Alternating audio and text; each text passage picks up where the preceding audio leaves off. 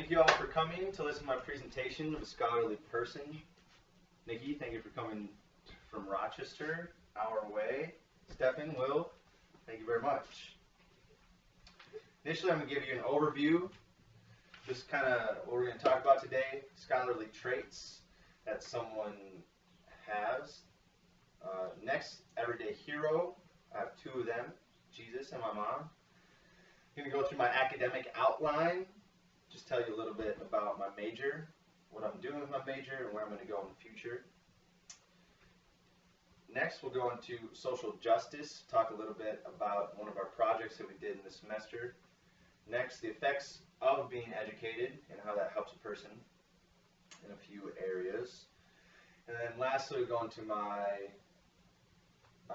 two stories from the book, Luck is No Accident.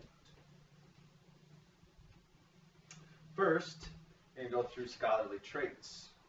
I'll just read them off to you. These are some of the traits I came up with. Are caring, compassionate, the willingness to help, patience, risk taker, the big picture view, being creative, owning up to your mistakes, believing in Jesus, being open and reliable, and a couple more that I have, just being attentive and diligent. So to outline some of these scholarly traits, the ones that I think are really important, patience, I think, is definitely key, because you're going to see a lot of areas that are going to be trying and you're going to struggle through them. You just have to persevere and know that sometimes it takes times to have good outcomes. Other times things are going to come right away. But you just have to have that patience through your work. Also a risk taker, and this kind of ties into one of the stories that I'll talk to you about at the end, but not being afraid to take those risks and just having that big smile on your face going through the day. Another thing is just having the big picture view of things, and I feel like Jesus ties into this one because it gives me the ability to have the outlook on the big picture and gives me the ability to just remember why I'm doing what I'm doing. Next, we'll move into my everyday heroes. I chose two everyday heroes. First was Jesus Christ, and the second one was my mom. So why I chose Jesus? I chose him because he came to save the world. He gives us that second chance. And I just admire his willingness to go out and to change the world. And I think that's something that we've all been given the ability to do, and he calls us to do that, to go and make disciples, and that's something that I want to do, especially in my career field, pastoring. But some of his qualities I want to outline: he's just loving, he's patient, he's kind, he's bold, he's a risk taker, and he gets into those hard, awkward situations, and he's well educated, he knows what he's talking about. He spends that quality time. He knows how to take care of himself in order to be effective and to reach the masses. Something that I admire. Also, his mission, again, is just to save the world and to love the world and to just have that mission to give us hope. And that's something that I want to do and use his qualities to go out and to make that difference. Next, we'll just talk about my mom, Danielle, and why I believe that I look up to her as a hero. And one, she gave birth to me, so that just gives me the ability to just be on that next level connection with her. I look up to her in the sense of she's really driven, she's motivated, and she's very discerning and well educated. She has the ability to just take what she learns and apply it to her life. So just give you a little background on her schooling. She's currently going for her master's in nursing and eventually wants to get her doctorate. And when she wants to use that doctorate in applied medicine, she wants to open up her own business. And she wants to use that business to go out and to change the lives of people, to help them become a healthier them through educating them and just helping them through sickness and exercise and nutrition. Also, I look up to her because she shares similar interests. One, she believes in Jesus, and I admire that, and just her diligence in praying and just praying for me as well. And also, she CrossFits. That's something that I enjoy. and it's just a different type of exercise, and it's really cool to have a parent do that with you.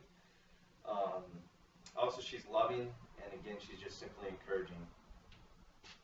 Next, we're just going to move into my academic plan outline. First, I'll just give you a little glimpse of my major, and I just currently switched to individualized studies after this is my 5th year of school. So I finally keyed in on what I want to do, and I'll be graduating in May, just under 20 some days. So with this individualized studies major, I had the ability to emphasize in a certain career path, and I chose exercise science, and that's just the ability to be a personal trainer. So I have the skills needed and necessary to train someone physically. I can be strength and conditioning coach, a personal trainer.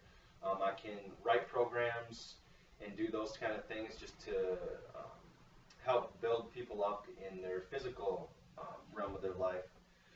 Just some career options that I'm pursuing. One is pastoring, and then the second one is just a small business. And I want to use that pastoring and the small business together with CrossFit to just merge the two. So using CrossFit to just reach out to those who may not be reached out to if it wasn't for exercise. And one, I just love exercise, and that's just been a part of who I am for forever. But yeah, lastly, after graduating, I'm going to start looking into going to seminary college and get a master's of divinity, so I'm well educated going into the pastoring realm of things.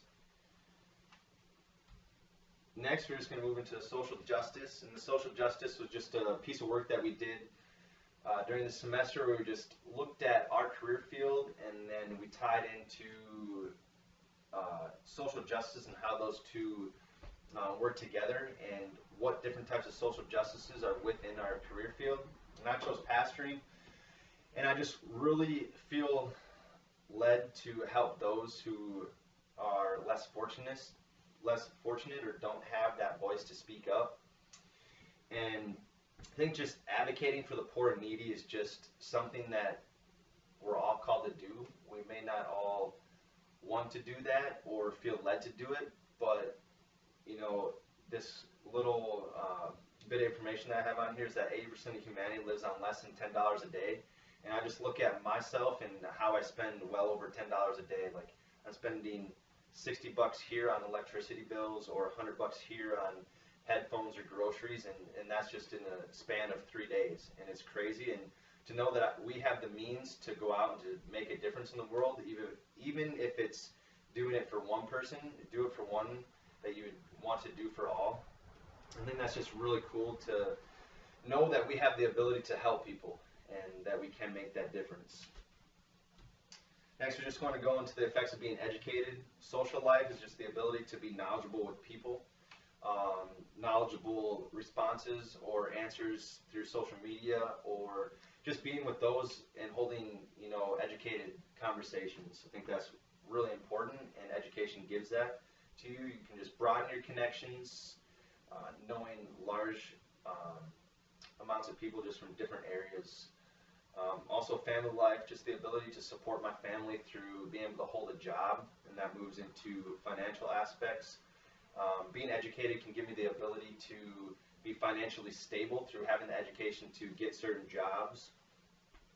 And then it just gives me the ability to support my family, and then if that's in a bigger salary or just living within my needs or within our means. And lastly, just the professional aspect, it just gives me the ability to have the chance to pick and choose certain jobs and to do a job that I love versus having a career that may not lead anywhere. Lastly, I just want to talk about the book Luck Is No Accident and the 2 stories that I came up with. The first story is, if you want God to laugh, tell him your own plan. And in this story, this lady, she thought that she had life figured out and that this was the plan and direction that she wanted to go with her life. But little did she know that, hey, this can be ripped out from underneath me very quickly. So just really trusting in God, and that really struck a chord with me because I thought I had my plan figured out, but that wasn't necessarily the direction that God wanted me to go in, even though in the end, he's kind of having me twist sports and my career together, because I do have a love for sports. Lastly, the story is called I Stuck with My Goal and Now I'm Stuck. And this just refers back to some of the scholarly traits that I talked about. And this scholarly trait was taking risks and not being afraid to do so.